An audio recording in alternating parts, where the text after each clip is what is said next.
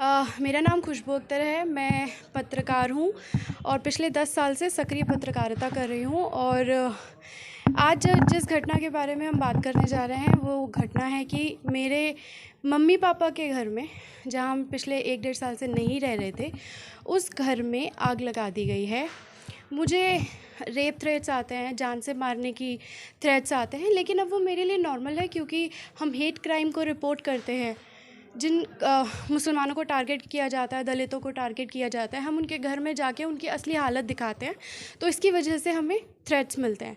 लेकिन अचानक से मेरे घर में आग लग जाना, कुरान को बंद अलमारी से जो लॉक थी उसे बाहर निकाल के यहाँ जलाना, ये नॉर्मल नहीं है।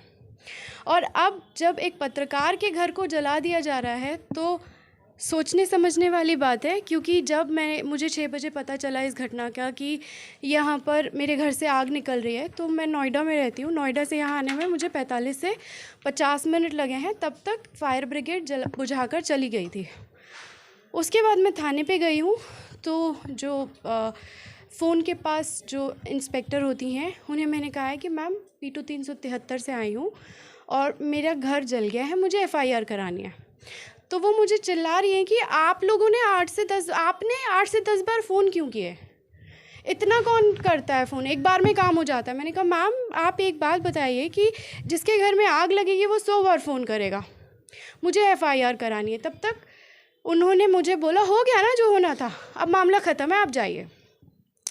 उसके बाद मैंने DCP को फ़ोन किया, ACP को फ़ोन किया, मेरी दोनों से बात नहीं हुई। मेरी मंगोलपुरी ACP से बात हुई कि मैं पत्रकार हूँ, मेरे घर को जला दिया गया है और अज्ञात लोगों ने जला है। इससे पहले भी मुझे जान से मारने की धमकी और इस तरह की धमकी मिल रही है। तो उन्होंने कहा आप डायरेक्टली SHO से जाके मिलिए।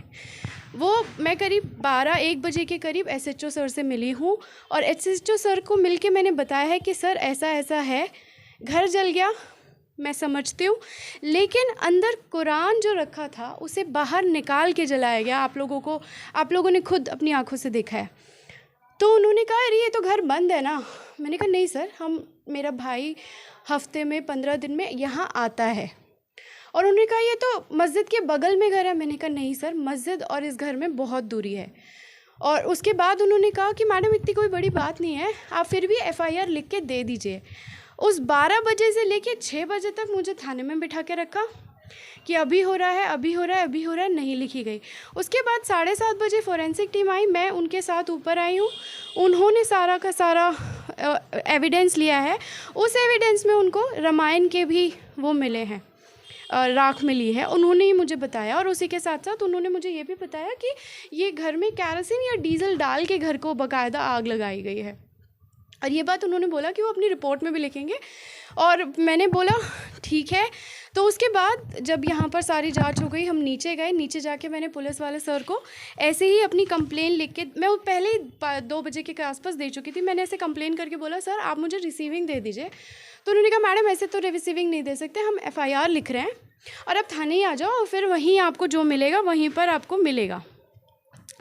मैंने कहा ठीक है सर। जब मैं वहाँ पर गई हूँ तो करीब 11 बजे तक मैं वहाँ बैठी थी। मेरा किसी ने ना फ़ोन उठाया, ना मुझे FIR दी, ना कुछ किया। और अभी सुबह 10 बजे मुझे फ़ोन आया कि आपकी FIR हो गई है, आप FIR की कॉपी लेके चले जाइए। मतलब ये कहा जा सकता है कि एक तो आपके घर में आग लगी और ऊपर से पुलिस की तरफ से भी आपको कहीं ना कहीं प्रताड़ित किया जाता है। जी तो बिल्कुल। अब क्या कहना है पुलिस का? पुलिस का तो अलग अलग थ्योरी है और उस थ्योरी में साफ ये कहना है कि हम जांच कर रहे हैं और जितनी जांच कर सकते थे हमने की है। हम और जांच करेंगे क्योंकि CCTV फुटेज में तो कुछ नहीं मिला है। जबकि हमने कहा है कि अगर घर में ना तो कोई भूत रहता है ना कोई जिन रहता है, तो अचानक से अपने आप से कोई कैसे उड़ के आके सारी चीज़ों को आग लगा देगा? कह रहे मैडम वो तो हमें नहीं पता, लेकिन हम इन्वेस्टिगेट कर रहे हैं। आपको क्या लगता है क्या वजह हो सकती है और कौन ये कर सकता है? कौन ये कर सकता है, मैं किसी का नाम नहीं ले सकती। हाँ, क्यों ये किया गया है इस बात को मैं पूरी तरीके से समझ रही हूँ। जैसा कि मैंने अपनी बात से पहले ही शुरू किया था कि मैं दबे कुचले लोगों की आवाज़ उठाती हूँ, सेंसिटिव मुद्दों को दिखाती हूँ, जो मज़लूम है उसके पक्ष को दिखाती हूँ, जिसकी वजह से मुझे रेप थ्रेट्स मिलते हैं, जान से मारने की धमकियाँ मिलती हैं। और इस बार बिना धमकी दिए, क्योंकि इस पूरे मोहल्ले को पता है कि ये घर मेरा है, इसकी वजह से इस घर को